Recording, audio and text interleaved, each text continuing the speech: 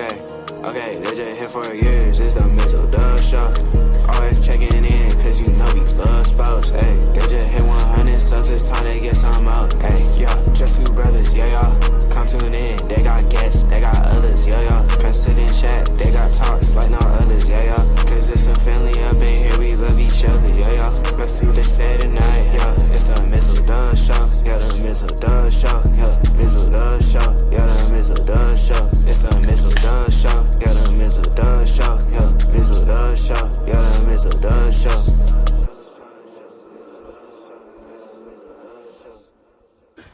So, back in our normal night owl time slot on a early Monday morning, as week 6 or most of week 6 has commenced, and we just are waiting on one more game, which I'm pretty sure the grounds crew at MetLife Stadium is still working around the clock, transforming everything from Giants blue to jet green, as it's now the Jets' turn to take the spotlight on primetime TV. But I will say, it's been a very good sports weekend in the Empire State. Both baseball teams in the league championship series, and then both football teams in prime time, which we will get to. But we'll start off early this morning in jolly old London. As raise your hand if you have the Chicago Bears 4-2 after 6 weeks in the NFL season. No, not here. Because I certainly did not, and I didn't. Okay, the Bears being yes. the Bears being 4-2 is one thing, but to win that convincingly, yes, as they did against the Jaguars, 35-16, and the last couple of weeks, Caleb Williams has looked very decent. Welcome back, Keenan Allen, 2 touchdowns for him. Cole Kmet, 2 touchdowns for him.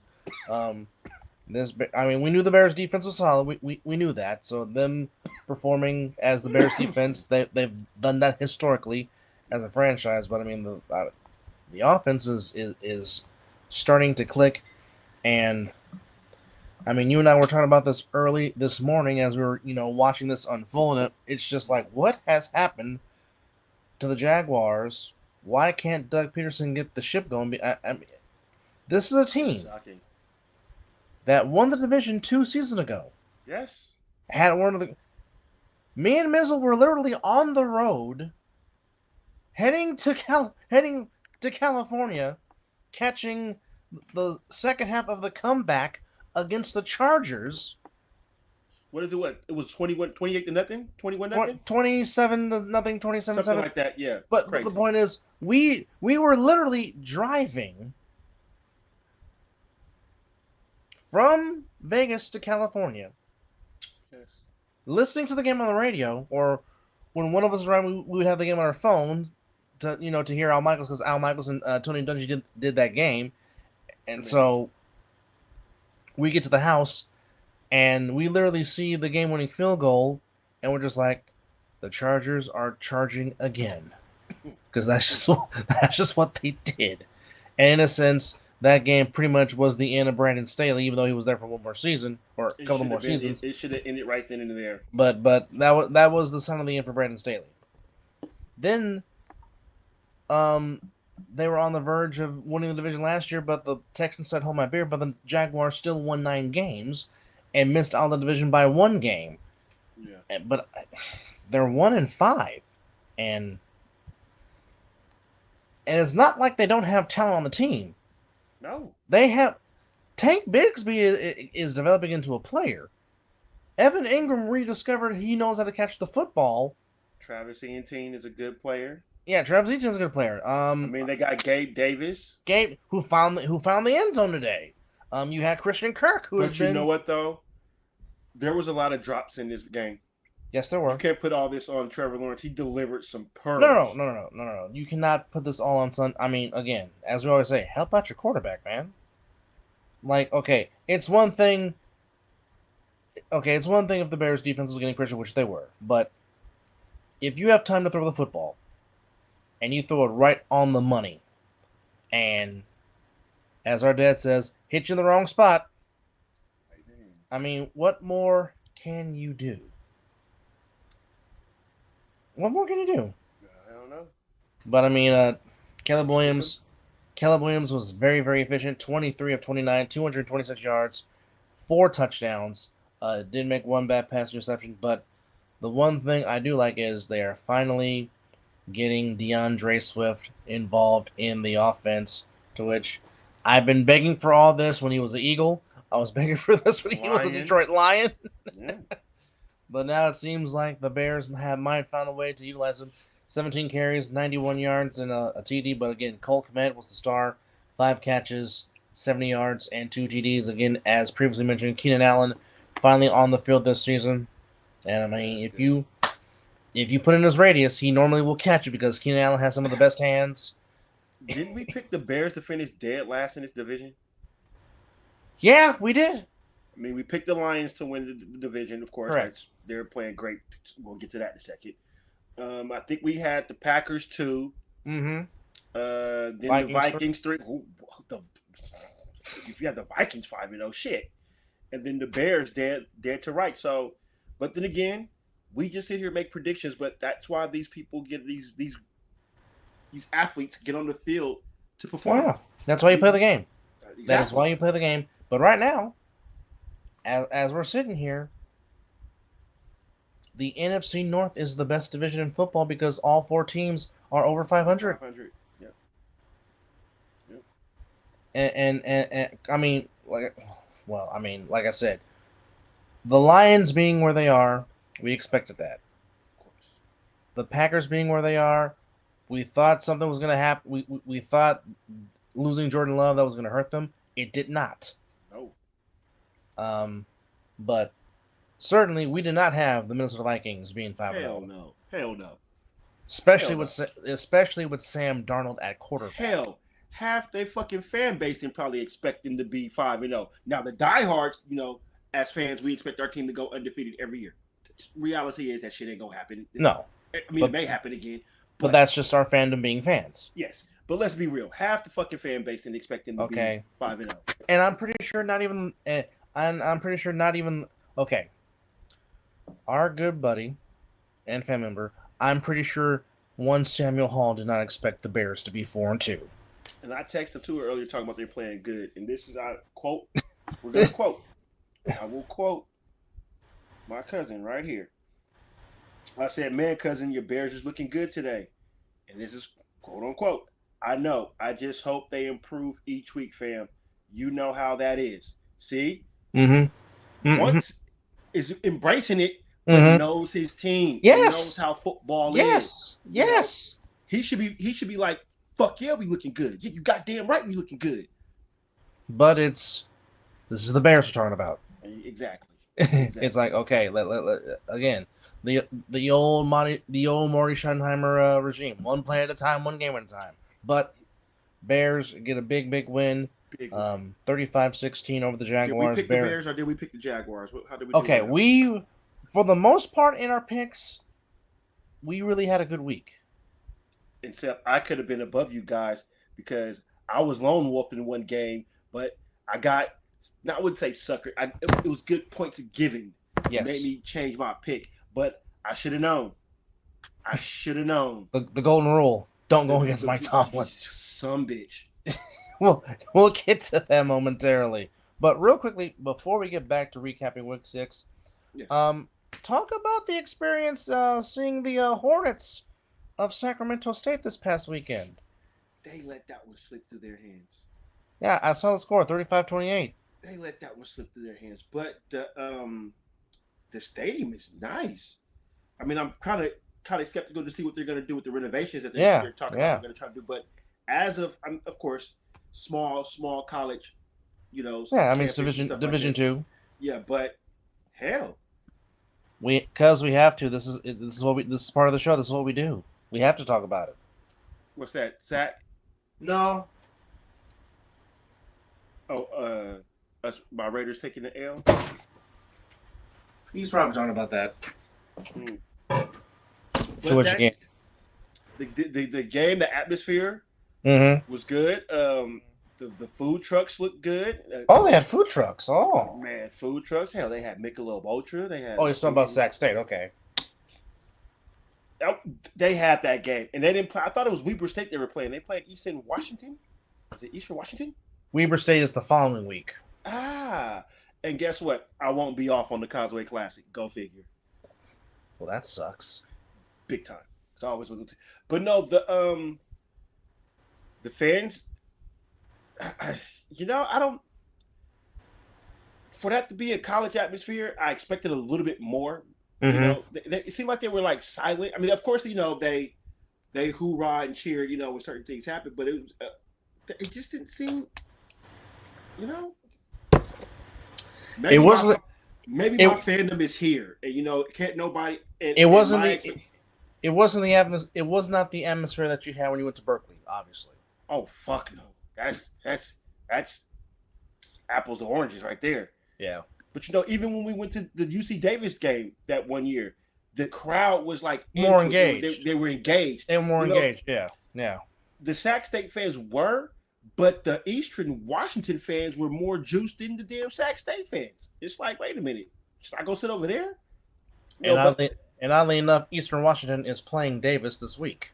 Oh well, wow. And Davis is coming off a big. Oh well, UC Davis is 6-1 on the season.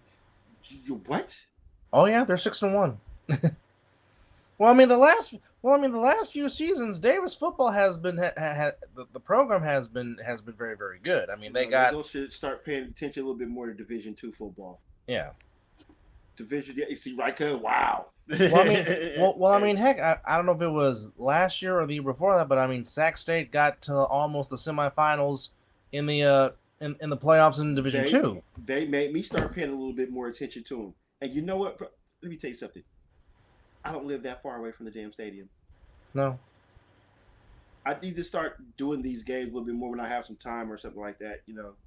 Well, I mean, the boys enjoy themselves too. That was another good thing about the experience. Okay, now, did I read this correctly?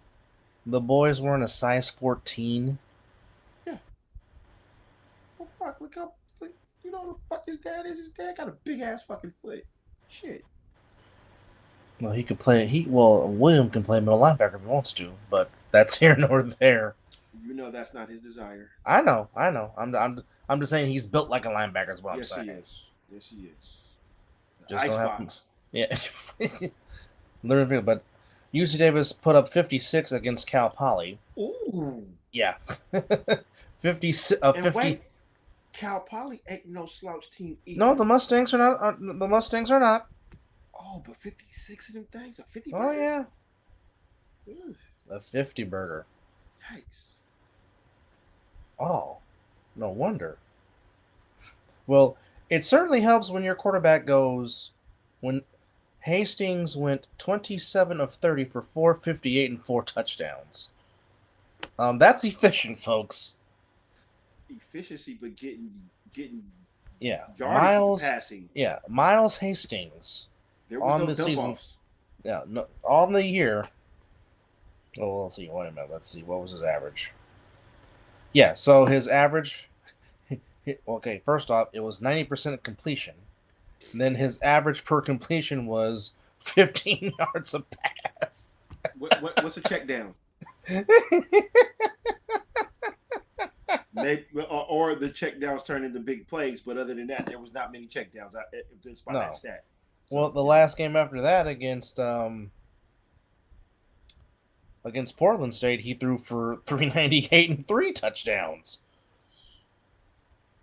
But yeah, ridiculous. 50 burger for Davis. They're 6-1 on the year. Good for the Aggies. Go Ags. But well, they'll be back for the Big Skies championship then. Right? They certainly will be in contention. But I will now. Normally, well, I mean, okay, as we all know, no loss is a good loss in the NFL. But you know what? If I'm the commies, I would be encouraged after the way they played today against the Ravens. I really would. Baltimore, yes, got the win, 30-23. Both teams are 4-2, that but kid is not scared. But that kid, Jaden Daniels, went toe to toe with a fucking MVP. like I said, if you are a Commanders fan, you have hope. Bro, the pass that he threw, the touchdown on the 4th down. Oh, to McLaurin? Yes. By the way, McLaurin was getting, that should have been a flag because he was getting abused by the DB. But the precision of that pass, but let alone the concentrations by McLaurin, just. Well, people forget how good Terry McLaurin is. Well, yes. He finally has a quarterback that can really show his talents. I mean, granted, he's been in quarterback purgatory, but not anymore. Not anymore, no. But that pass at the goal line for that touchdown, I mean, he threw it over because the line was right there. And what the commentator said on the touchdown, that he double pumped too much. He should have released it a lot sooner. So imagine if he threw it a lot sooner, how more precise it was. But for him to double pump and still for it to be precise, I see why we tried to give up the farm to go get him. But the commie said, "Thank you for the offer, but we want this kid." No, and it's being shown the reason why this kid was high. Adam Peters was not going to give up that pick for nothing. The Commanders. Well, I think he did draft Brock Purdy, correct? He was on that staff. Yes, he was. So he was the second in command under John Lynch. So yeah, he's Adam Peters is not stupid. No. Which either I'll say this: it would have been to a degree a win-win situation for the Washington if they would have took our offer or whatever offer that somebody gave them to come to number 2. Mm-hmm. They would have been stacked. Mm-hmm. With picks, and they could have used those picks for future things per se. Mm-hmm. Mm-hmm. But they took care of their franchise. Oh yes, right now. Yes, that was smart. They took care of it right now. They were not waiting. No, now. And like I said, whatever Dan Quinn is selling, the team is buying it, because again, we do not expect them to be in first place in the division. Well, who do we have winning this division? The team that can't win at home.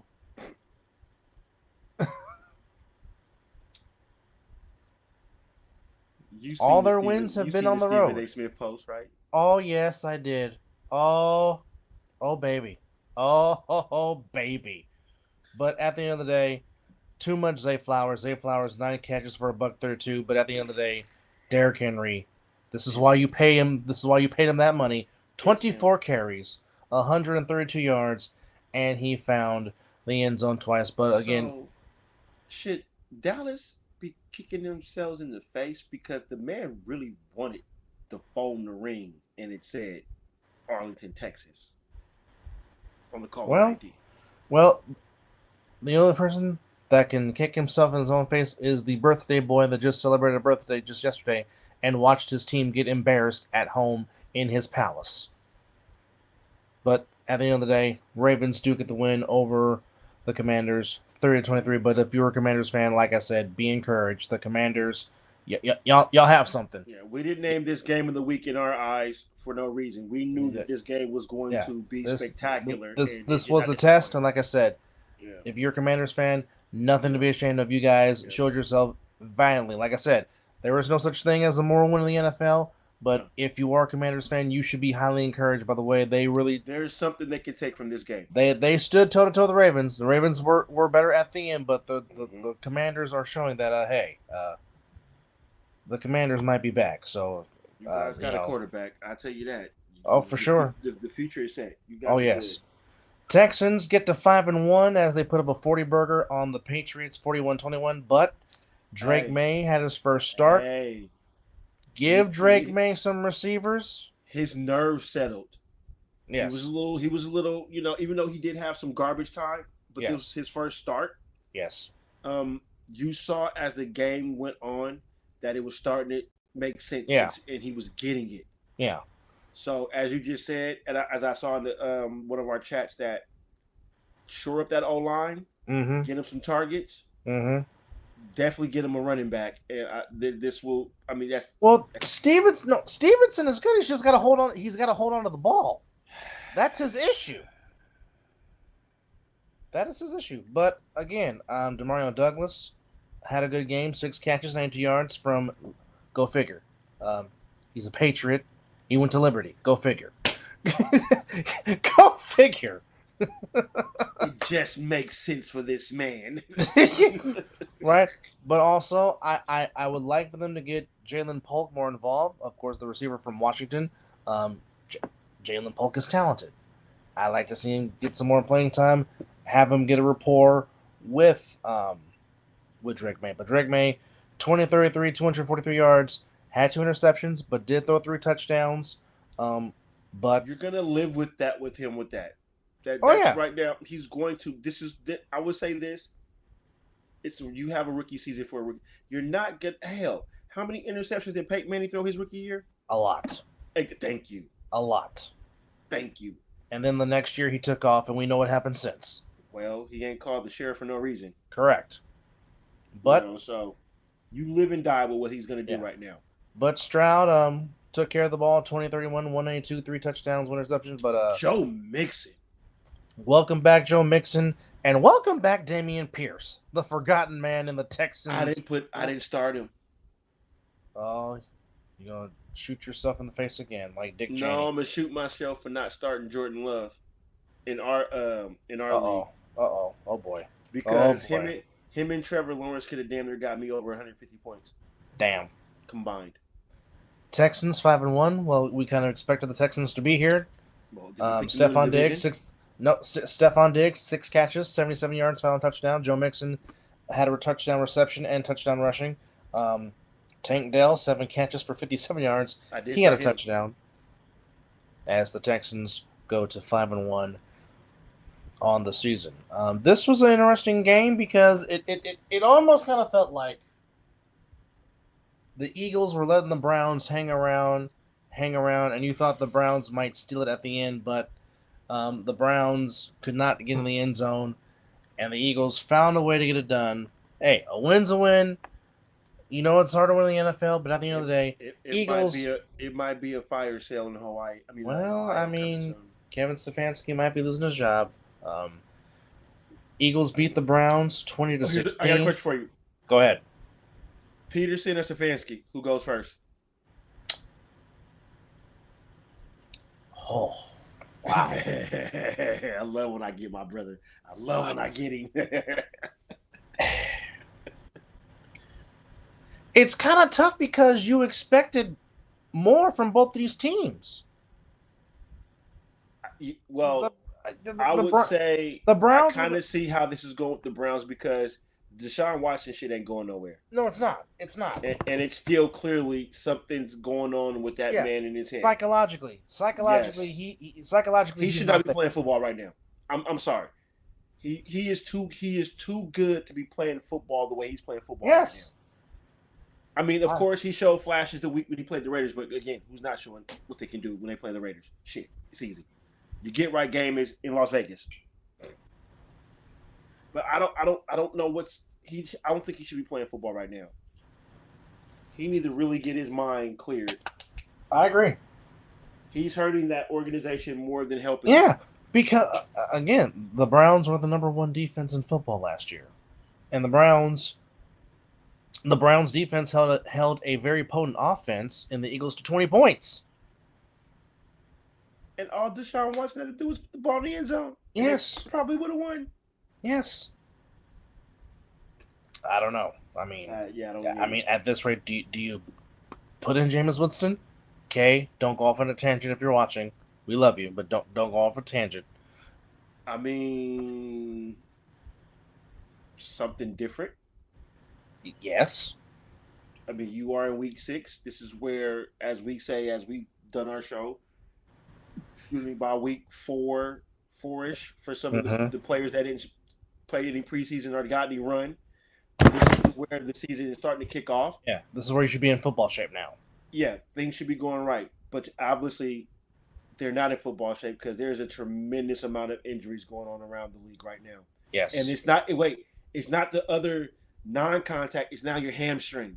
It's hamstrings and ankles. Mm-hmm. Yeah, we High have ankle had sprain. we had a few of the non-contact injuries, which that just blows because maybe if you practice more, you won't have that injury. But they're here or there. I'm old school. We're not gonna go there. Well, speaking of the Packers, they took care of business as they beat the Arizona Cardinals 34-13 in Lambeau Field. Jordan Love. Jordan Love is continuing to improve. He threw for It was 258. good to see Romeo. Was it Romeo Dobbs? Who's Romeo 87? Dobbs, yes. That was good to see. For the past couple of weeks, he had a bad couple of weeks. He got suspended 1 week. Mm-hmm. And then the next week something just wasn't going right. Mm-hmm. So to see him get that first touchdown and to see his teammates come and embrace him, that's what I love about football and team sports. No matter what's going on in somebody's life, if you're on a team or something like that and they kind of know what's going on, you get that right there. They embraced that man the moment he got that ball in that and scored that touchdown. That's what I love about the brotherhood of playing sports. You saw that right there. Found the end zone twice, 3 catches, 49 yards, 2 TDs. Christian Watson, 3 catches, 68 yards and a touchdown. Jalen Reed, 6 catches, 20 yards and a TD. Josh Jacobs, 62 yards on the ground. Emmanuel Wilson, 54 yards on the ground. Jordan Love throwing for 4 touchdown passes to 1 reception. Kyler Murray threw for 214 to a touchdown. But the Cardinals got back in the game. But at the end, Packers were just too much on the play for Green Bay.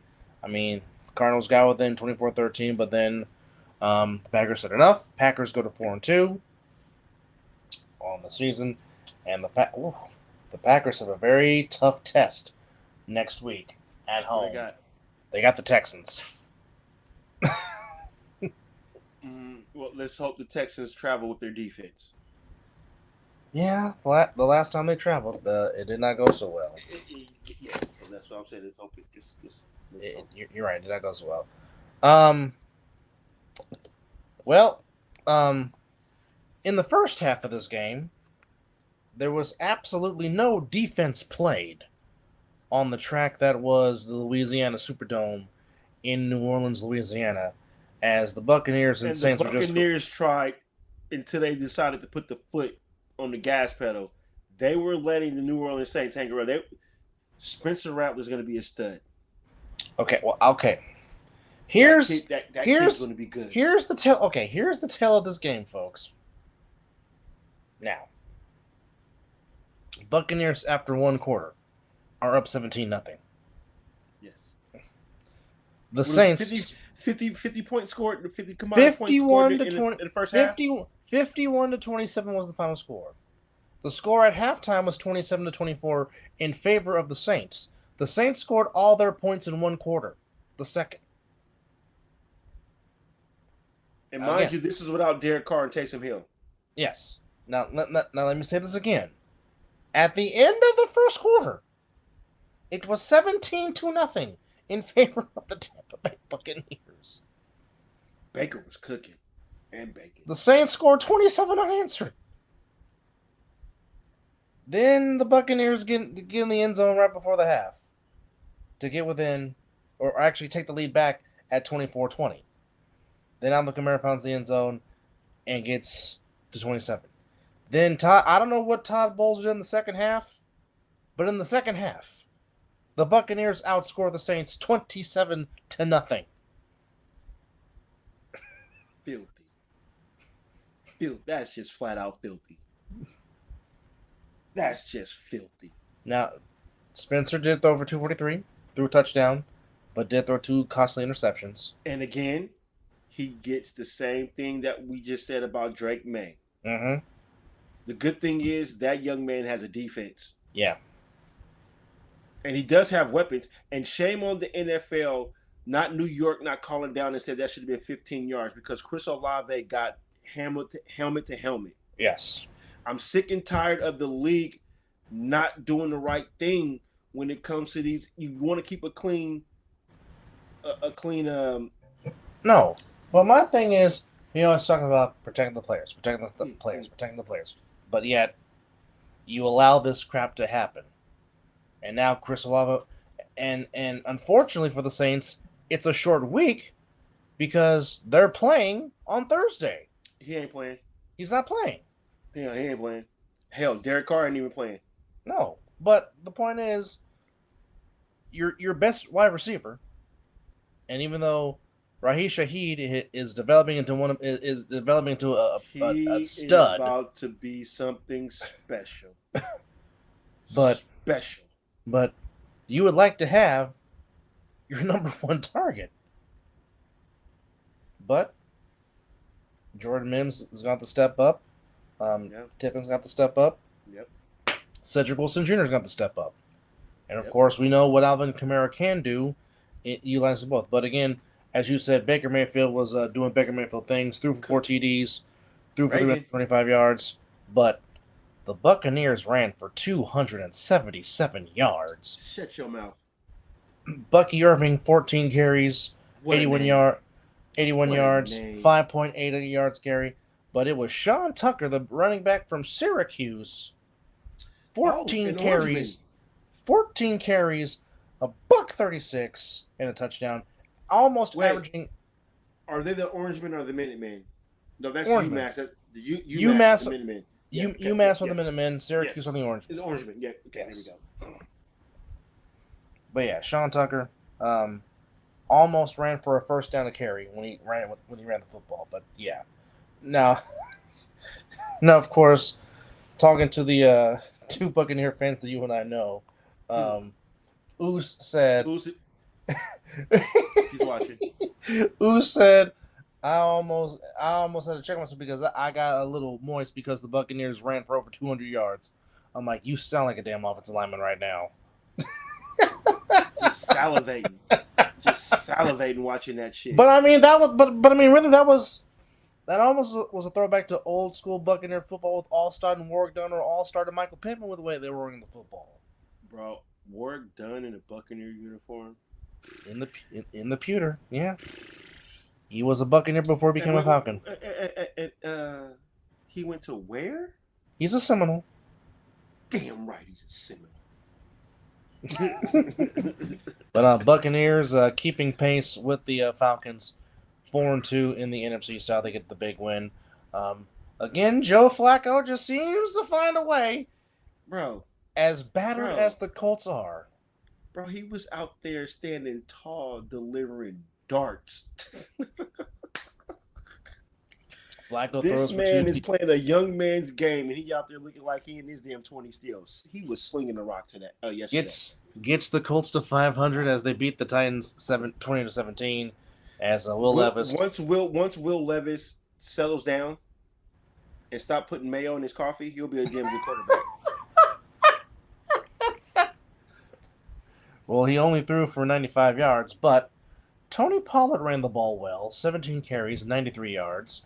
Had a very nice touchdown run on a 3rd and 19. Well, he broke through that hole. It certainly was the right play call because definitely the right play call. Yes. Who was expecting a draw on 3rd and 19? Absolutely nobody. That's a lie. Depending on how the game is going, you're looking for a run play. I'm sorry. If I'm the coordinator, depending on how the game is going, you keep flashing that damn A7 NFL football in front of me. I'm gonna have a conference call with the boss man. Well, I mean,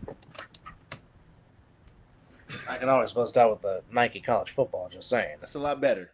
I asked for that A7 ball. I wanted their ball to be like, just give him that damn shit. But however, Colts get to 3-3. Titans go to 1-4. Flacco throws for 2 TDs. And the Colts, battered and all, get to 500, winning by a final score of 20-7. That catch Michael Pittman caught in the end zone. I mean, when you put it up there, you can put it up there. All right. Bolts go into Inglewood. Go into Walmart. Boulder? No, they're not Boulder. They went into They went to Denver, but there is a Mile High. But where is the damn stadium? Where is it located? It's in Denver. Oh, okay. They are headquartered in Inglewood, but it's spelled with an E, not an I. Oh, of course. But But nonetheless, the Inglewood Chargers go into Mile High, and there was some issues with Jim Harbaugh. He was off the sideline because he was dealing with a back issue, but he did eventually come back to the sideline. But at the end, the Bolts get to 3-2 as the Broncos go to 3-3 with a 23-16 win over the Broncos. Again, J.K. Dobbins running hard, 25 carries, 96 yards. That's freshly squeezed. Makes his first appearance on the show as we're talking about AFC West rivals. Bo Nix throw for 216 yards, 2 TDs, and interception. But at the end, the Chargers or the Broncos made it a game because it was 23-0. And then the Broncos scored 16 unanswered. But at the end, win goes to the Chargers as they get to 3-2. Broncos go to 3-3. Herbert throws for 237 and a touchdown. And there is that. And Bo Nix also led the Broncos in rushing. The alma mater in those ugliest uniforms that is the Atlanta Falcons. You know what? I haven't seen I didn't see highlights of the Falcons, but what were they wearing? They were wearing their white tops with the black pants and the red stripes. Looking like a JV team. But at the end of the day, the Falcons do get the win over the Panthers, 30-20, as the Falcons made. We went down this list. Yes. We said the Panther. Where was the win for the Panthers the rest of the year? We did say that. All right. Well, now they're saying that why is Bryce Young not playing anymore? Well, because I don't think this coach wants Bryce Young. Well, did he draft him? No. Exactly. Bryce Young will be gone by next year. I think the Panthers' next win might come against the Giants in Munich, Germany. I'm picking the Giants. A little bit more talent. A little more. Well, I mean, they just a little more talent. Even though they did put up 7 points yesterday. They did play the Bengals tough. They did. I mean, the Bengals only scored 17 points. That's three missed field goals by the Giants kicker did not help. 9 points. So they should have. So they would have lost by one. Thank you. I was doing my math, motherfucker. I was getting there. Tyler Algier ran well for the Falcons. Ran for 105 yards. Bijan Robinson ran for 95 yards. Algier found the end zone once. Bijan found the end zone twice. Kirk Cousins threw a 1 touchdown pass to Drake London. Pitts had 3 catches for 70 yards. London had 6 catches for 74 yards. As the Red Rifle threw 2 costly interceptions. Chuba Hubbard ran for 92 yards. Deontay Johnson caught 6 catches for 70 yards. But at the end, the Falcons maintained their first-place lead in the NFC South. Whoa. You said the Falcons are in first place? Yes. By way of their win over Tampa in overtime on Thursday night. There it is. Okay, that's right. Thank you for refreshing my memory. Yes.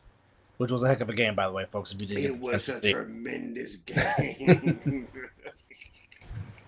All right, so we have come to the portion to where Mizzle is about to you know what? Unleash.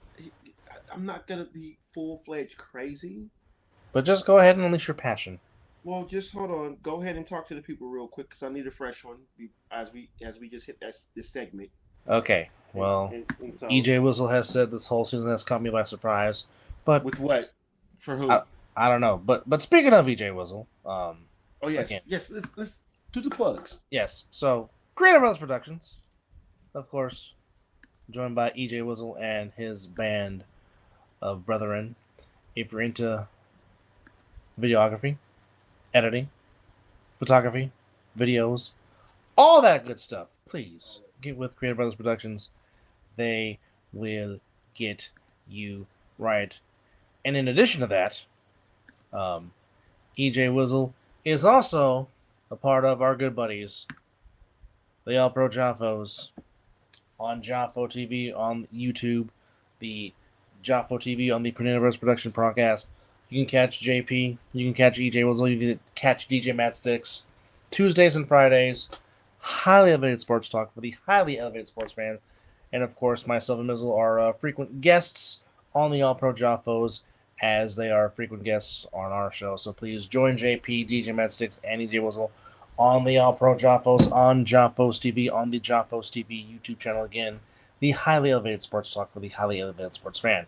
Yeah. On Wednesdays, join myself, Chris Vera, Corey Hammond, and from time to time, Derek Duncan, from time to time, Raymond Mason, from time to time, Scott McCorkle, from time to time, Live at 2-5, as we talk about all things in the Ace NFL, as we are talking about the things on the other side of the ball, which is also leading up to the Winter War coming to you in January of 2025. If you would like to sign up and play and register, scan that QR code right now, and it will take you to acefl.com. It will tell you all the things that you need to know about the Winter War.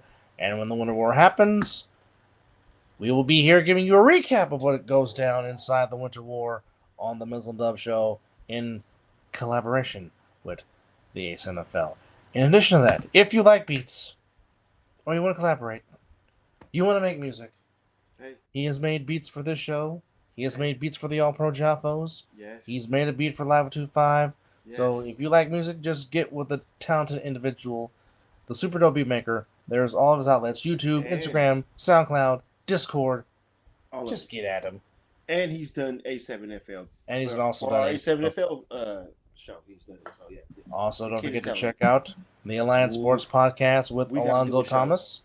We gotta get back on that. Of course, he gets us guests, Raiders from the past. We had the privilege of interviewing former Raider Jeff Barnes, which was a fantastic interview. So again, that feel. The Alliance Sports Podcast coming to you again, real soon, of course, honoring the legacy of his father, the late great Dr. Death Skip Thomas of the Oakland Raiders, part of the famous Soul Patrol secondary at the Oakland Alameda County Coliseum. In addition to that, here's some more stuff brought to you by Creative Expressions about the Mizzle and Dub Show. Take a look. Yes, ladies and gentlemen, it is the Night Owl edition of the Mizzle and Dub Show. Yes, vote for us, vote for us. Welcome back. Thank you for tuning in. He is Mizzle, I am Dub, and did y'all miss us? Because we missed you. Our apology. And we are live.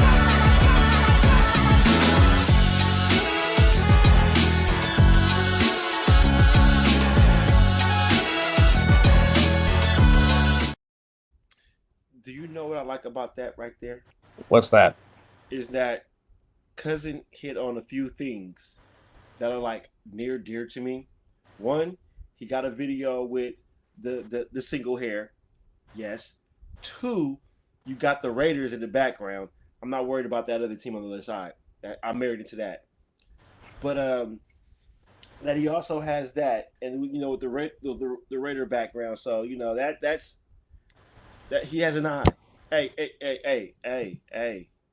Because that right there, I tell you what, that video that you gave us, that short, is one of the highest viewed things on our TikTok page. That's it's I think we got like damn near close to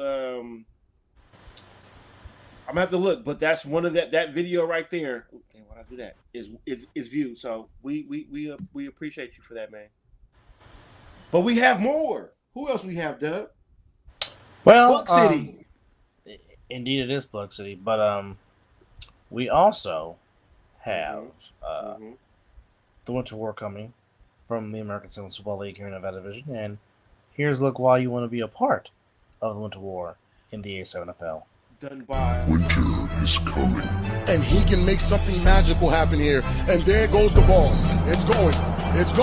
You're a fan. Battles will be won. Hold on now. At the 30, and he Who's going to take victory?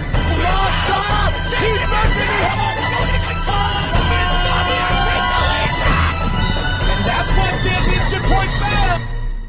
It's time.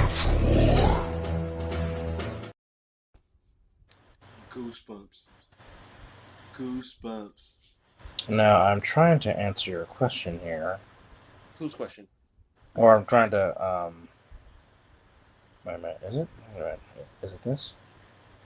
No, it's not that. But the cousin came in as I spoke about. He said I did my research, dug deep into that video, and that's big lit. Hey, you did. You got an eye, cuz. That's what I tell everybody. You got an eye. And just me and Dub appreciate it. But why Dub is still looking to that? We also have something else once I find the video. Just give me a second. Where is it? He said a video. A video that I cannot see what's going on right now because I can't find it. Oh, there we go. So, if you need music played anywhere that you do, weddings, bar mitzvahs, birthday parties, Christmas parties, even a quinceañera. Hey, whatever you need, we know somebody that will get you right just as well as everybody else. So check out this little short that we got from Mr. DJ Madsticks.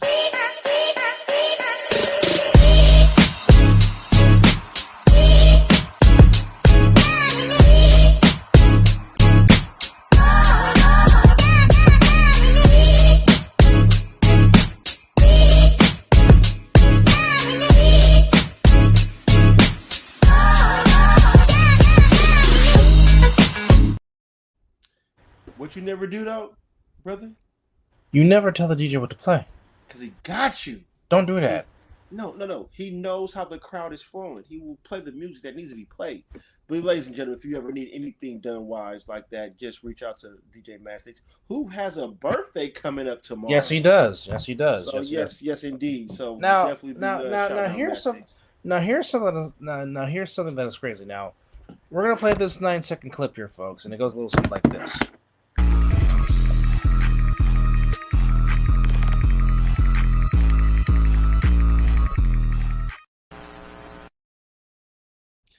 Now, that 9-second clip on our TikTok page, yes, the Mizzle and Dub Show has a TikTok page. That 9-second clip has gotten 3,981 views on our TikTok page. I had the wrong video. That's the video that I was talking about. Okay, yes. That's the most viewed. 3,981 for that little 9-second short that you just saw. So guess what? Do you know the collaboration with that? That was all family collaboration. That beat was done by who we just saw that was a second ago. And that video was done by yours truly, Mr. Creative Brothers Productions. Yes. That really did. That really did happen. Okay. So now if you are ready for what you want to hear about what I gotta say about my team, well, you can already read the quote. Raiders flat out stink. Just stink. This is a marriage that has been going on pretty much all my life. If you saw the first drive after the defense held the Steelers to 3 points, which was a good drive, the Raiders went 10 plays, 70 yards. Yes. Balanced. Yes. Run, attack, passing looked crisp. But if anybody paid attention to the week before where we were in Denver, it was a certain turnover that changed the whole dynamic of that game. The moment the rookie fumbled that football, Dylan Labe, we just don't know how to get out of our own selves when things go wrong. It just, again, I'm just going to continue to say, AP has this team scared for some odd reason. I think he put too much on them in year one of him taking over. Because they're going out there and they're overthinking to me. The OC has to go though. I mean, I know the OC calls, the coach calls the plays, and the players have to go out there and execute. I get that. Because some of the play calling that he has called If they execute it right, I can see the potential. But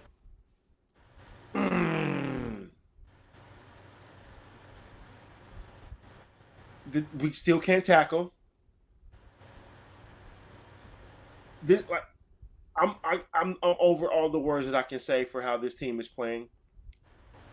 But then again, I have to look at it from a perspective that when Dan Campbell took over the Detroit Lions, he went 3-13 his first year.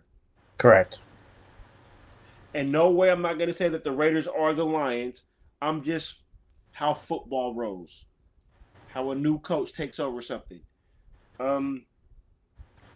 There's a little something going on in this organization that's not cool, because I think AP really wanted Aiden O'Connell to start, but I believe Telesco and something else. Because if you heard anything that AP said, he said he doesn't want a Band-Aid quarterback. Well, Gardner Minshew is definitely a fucking Band-Aid. So, let me ask this question. Who is out there college-wise that you want them to take a look at if you're Tom Telesco? There's really nobody right now. Because we missed our chance in 2 straight years. I agree. And CJ Stroud should be in silver and black. I'm sorry. The Houston Texans was damn near had everything was agreed upon, and we was looking to go to McDummy, and McDummy said no. I'm not drafting a quarterback. I'm gonna go get broke down Jimmy Garoppolo, who throws hospital balls, to lead this organization. But then again, I am not mad. Yes, I'm mad at Josh McDaniels, but where does he come from? The Patriots. I understand the reason why he wanted to get a veteran quarterback, because the fucking Patriots don't draft quarterbacks. Matter of fact, they don't draft, period. They'll trade them away. Like the Rams. So what I'm saying is for him to veto that trade, I kind of understand it, but damn you for doing that. And then secondly, we tried to get into the top 5 to get a quarterback, but no team wanted to F around with us. But I think Aiden O'Connell should have started the year, and Gardner should have been the backup, because Gardner is a better backup than he is a starter. His thing is he comes in like the Patriots. I mean, not the Patriots, with the Colts. Richardson got hurt, and then he took over. I don't think he's a starter.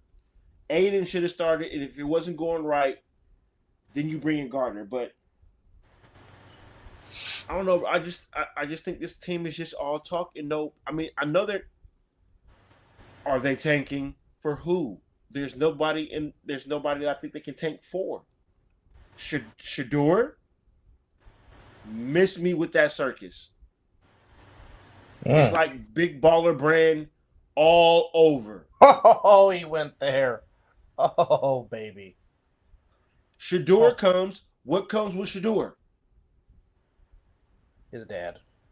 What came with the Baller Brand? His dad. We already have enough drama by our name being the Raiders.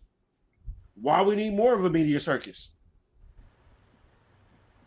Now, is the kid talented? Yes. I just don't think that we will have the right coaches to coach him.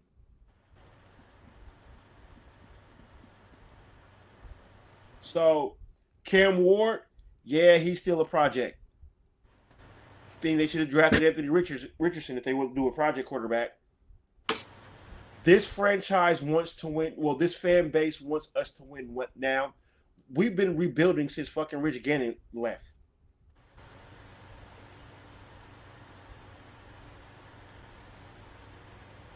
I don't know.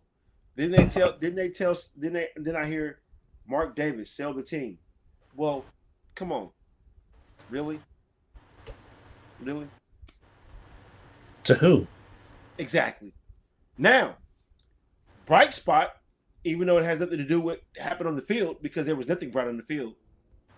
I mean, Brock Bowers is a fucking stud, and I'm going to leave it at that.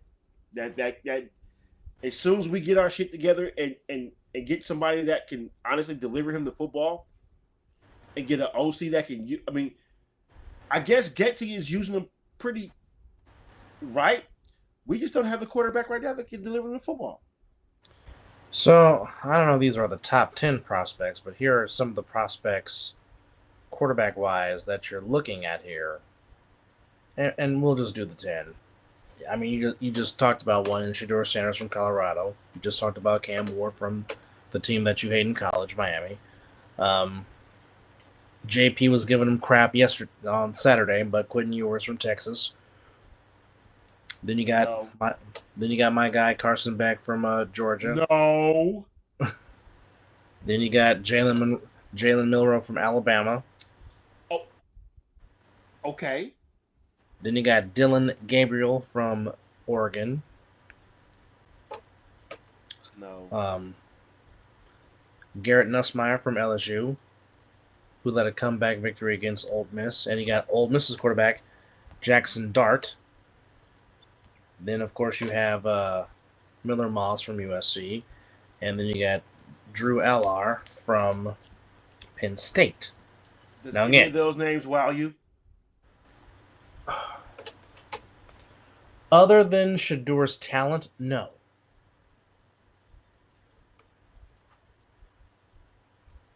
Could they be what the fuck are the Raiders taking for to get what? They might be in free agency to get another freaking quarterback because Gardner ain't it. That's not it. No. No. No.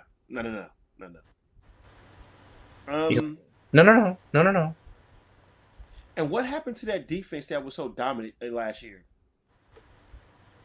Yeah, I know. And you know, sorry. I jumped in. So the bright spot is not a bright spot.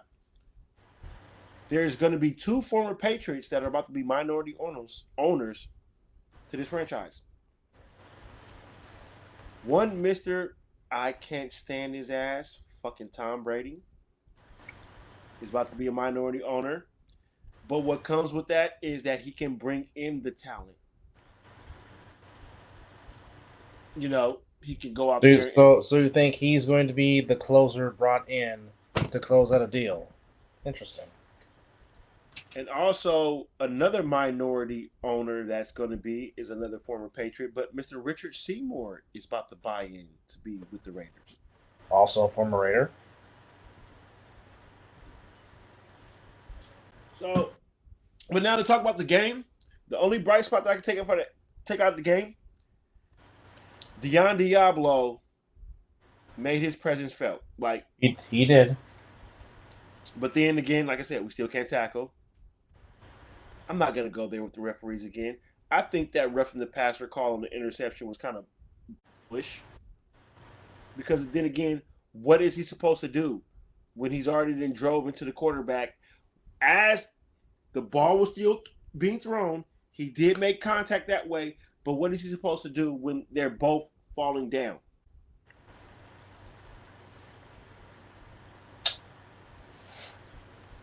But then again, I'm not going to blame the referees because for this game, the Raiders beat themselves. They let Antioch run all up and down the field on them. You know, look here. Thank goodness that their basketball is starting because obviously baseball is over for me because anybody but the Yankees and the goddamn Dodgers. Florida State is shitty. Hype. Raiders is shitty. Hype. And we can go down the list just like we did with the Panthers. Let's go down the list the next time you think the Raiders are going to win a game. They have the Inglewood Rams coming up next. Correct. You think they can win that game?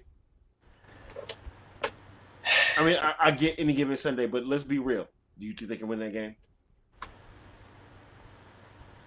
If they can't tackle, and we know who Kyron Williams is, it might be a long day trying to stop that run.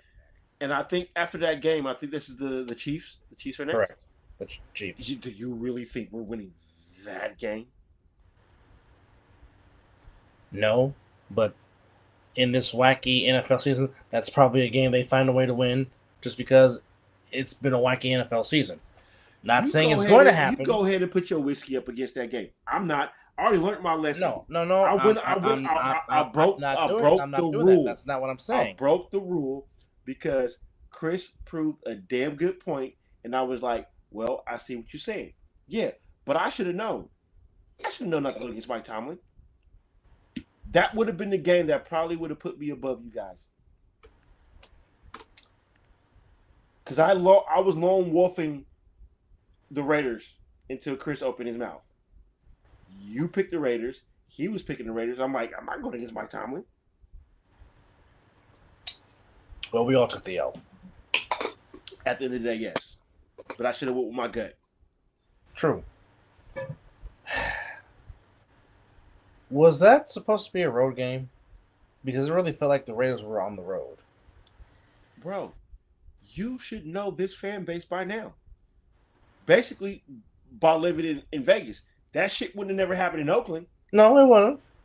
But it's these fans now, they see that the team stinks. The product is not good. Fuck it. Even if the fans didn't sell they were selling tickets for $500 plus to get in the stadium. Do you think me being a Raider fan, I'm gonna go and the way they played the last few weeks, I'm gonna spend that money to go watch them play against a very good defense? And Mike Tomlin? No. But the Steelers fans said, "Thank you. We'll take that money." Matter of fact, my cousin was there.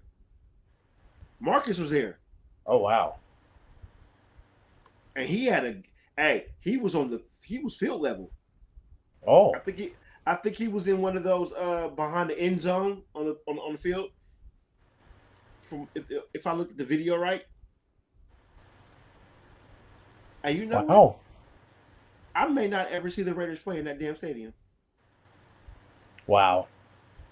And that's sad because I'm gonna see more wrestling events in that stadium before I even see my own damn football team. Because I'm about to be there for both nights for WrestleMania, and I'm damn sure gonna be there for Raw, and hopefully I can be there for SmackDown, and maybe sprinkle in NXT. But I'm damn sure gonna be there for the both nights of WrestleMania and Monday Night Raw. Oh man. Good grief. But boy, do you expect anything else when it comes to me when I talk about my team? Hell, no. They could have beat the Steelers, and I'd have still found a way to talk about the game wasn't good enough. They still should have did this, did that, and the third. Fuck this team right now. Football is over for me. Bring on basketball.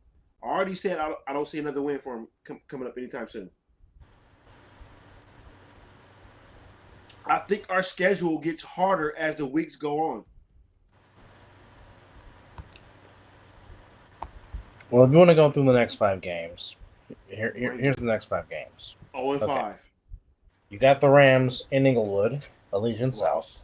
Lost. Then after that, they come back home against the Chiefs. Ass kicking. Then they go on the road to play the Bengals. Don't see it. Then they go to Miami to play the Dolphins. I guarantee you Tua will be back by that game. Is it 1, 2, 3, 4? And the 5th and final game will be at home against the Broncos. Maybe. I can see 1-4, but I can easily see 0-5.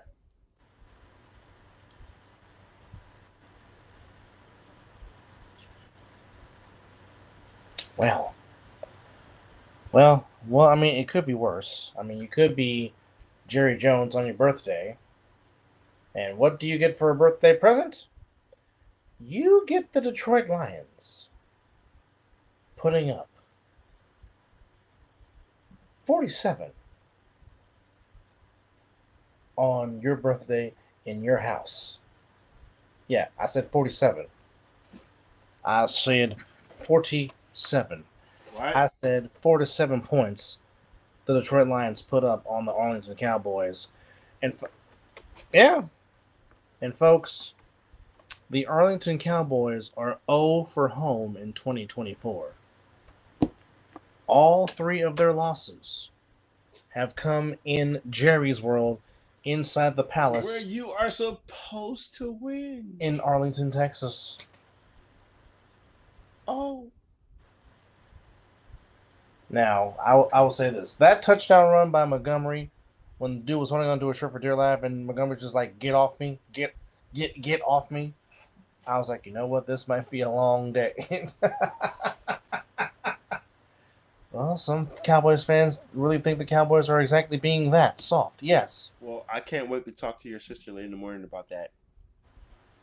Oh, I'm pretty sure she will have very nice things to say about her owner, one Jerry Jones. But I mean, and of course, Oos was talking mess about Dakota once again, talking about what I'm like, and they decided to pay this man because, and I'm just like, oh, you went there. Well, hell. CeeDee Lamb got paid. Yes.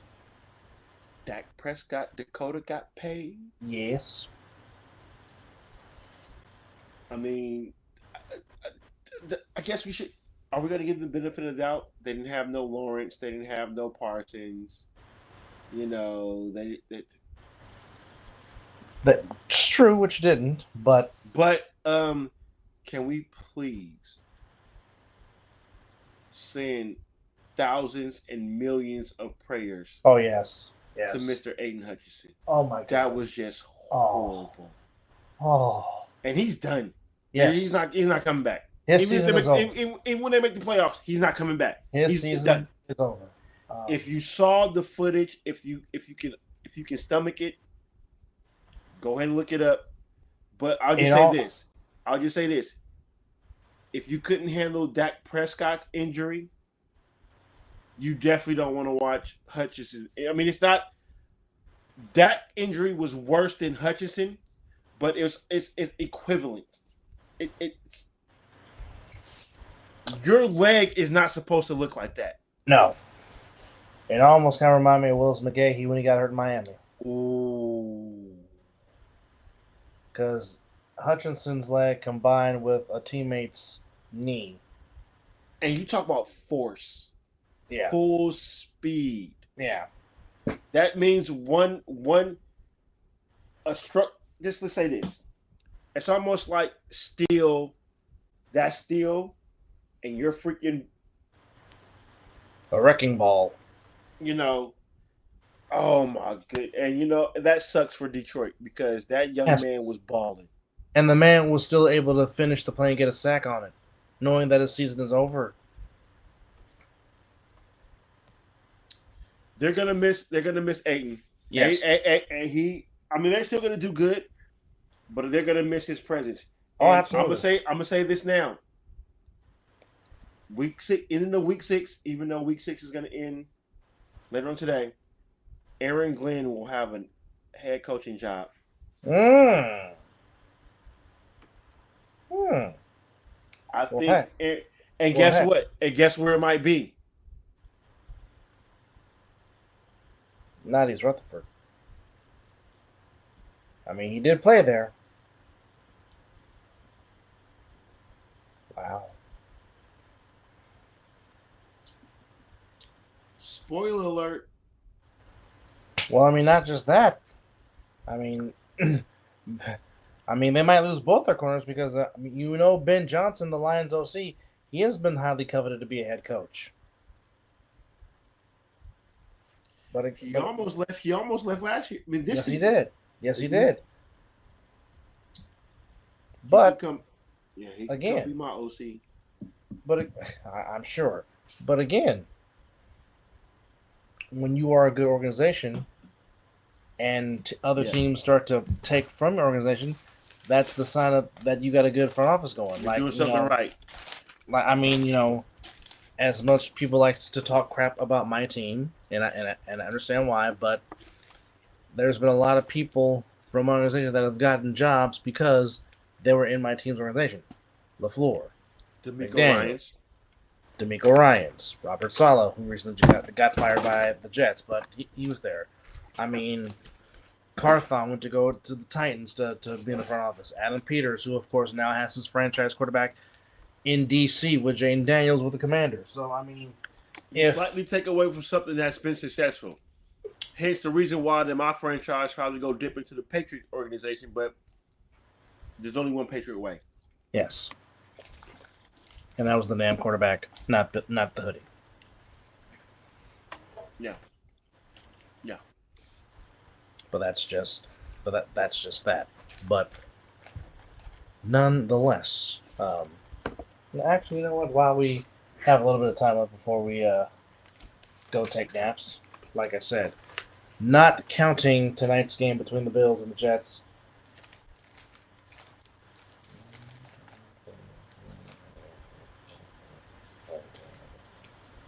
You went 11-2, which is a pretty doggone good week. I could have went 12-1. Yes, you could have. Yes, you could have. So the Raiders and who is my other loss? The Seahawks. Yep. Hell, I should have went undefeated because I thought about picking the Niners, but I thought you guys were reeling a little bit, but Kyle pulled it out. So yeah, they found a way. Mm-hmm. They decided to use their other run game running back. But where did you go? What was your record? Not counting tonight.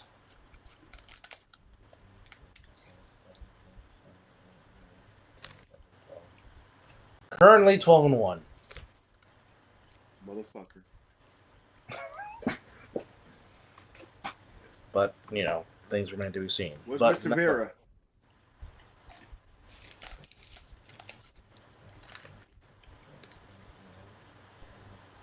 He went 12-1 so far, just like me. That son of a bitch swindled me. Like I said, we all had very good weeks picking. Who we got tonight? The East Rutherford Jets taking on the Orchard Park Bills. No, who do we? Oh, never mind. We all picked the Bills. Never yes, mind. we did. So I'm gonna be the only one that's gonna be the dumbass because I should have went with my instinct and picked fucking Mike Tomlin, which I did.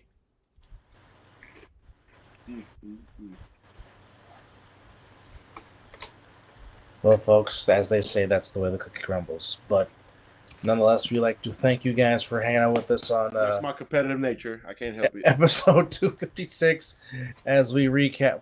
Now, okay, before we go, one more thing before we go. Talk to it. This is our damn show. Do whatever we want. Now, I did not see the fight. You did. As the light heavyweight championship, the unification was decided between Dmitry Bivol and Arthur Beterbiev. Bullshit. So go ahead. Bullshit. Go ahead. Bevo was whooping his ass. I didn't see nothing to where Benitez won that fight. Nothing. I don't see it. I didn't see it. And I don't know what those judges were looking at. 115, 113, 116, 112, and 114, 114 was the scorecards from the judges. Nope. Bro, Bevo was touching him the whole fight. Well, and we know, and with this fight, I was a fan of both because I'm like, oh, this should give us a good. But Benitez didn't do anything to me that made me think that he won the fight. So Beterbiev did not do anything to coincide with him getting the majority decision. Now, if we're going off of CompuBox stats,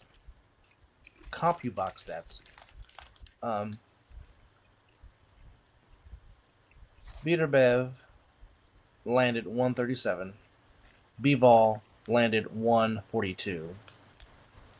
While Arthur threw 682 punches and Bivol threw 423.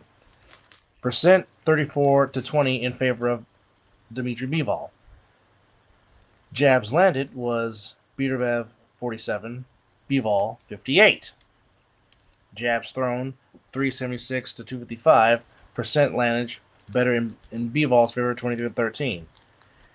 Power punches landed. Now that went to Beaterbev because he had 94 to 84, but it was a 50% connection by Bivol and Beaterbev. Now, if we're going just off a total punches landed, Bivol has the edge by 5. So, again, I'm going to ask this question: what are the judges watching? This is almost gave me that Manny Pacquiao feel when he lost that fight when he clearly won the fight. Yes, against Jeff Horn. Yes.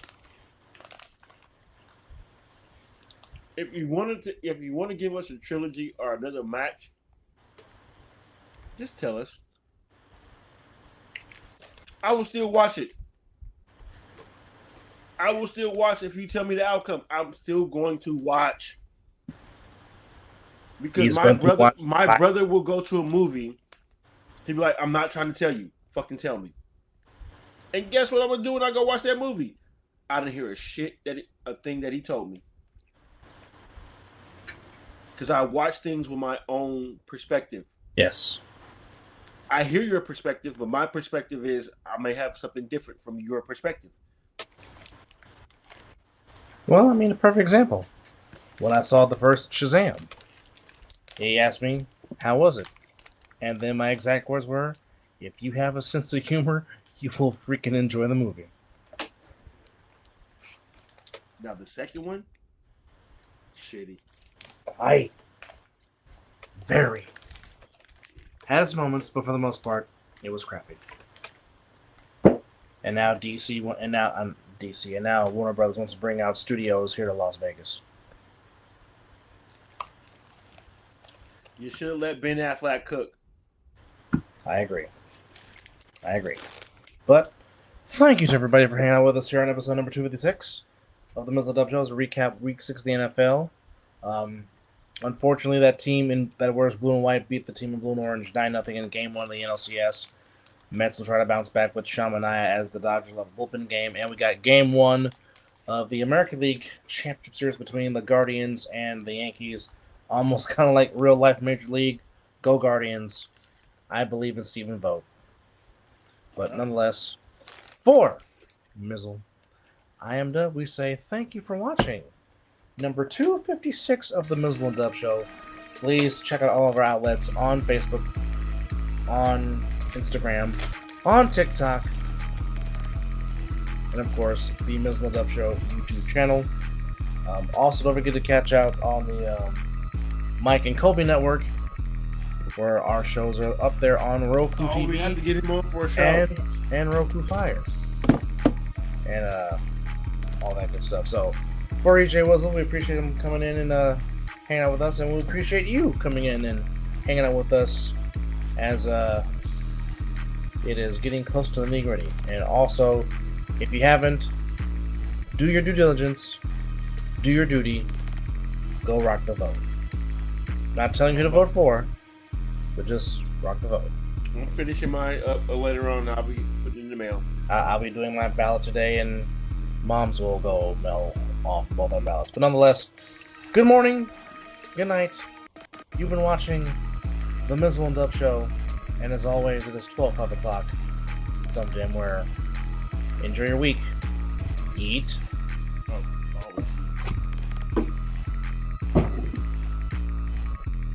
As a super dope beat maker takes us home.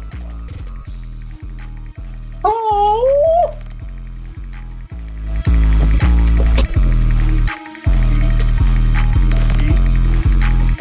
Eat. And don't forget Monday Night Raw. Oh, yeah. On Wednesday. Eat. Do you feel him, sir?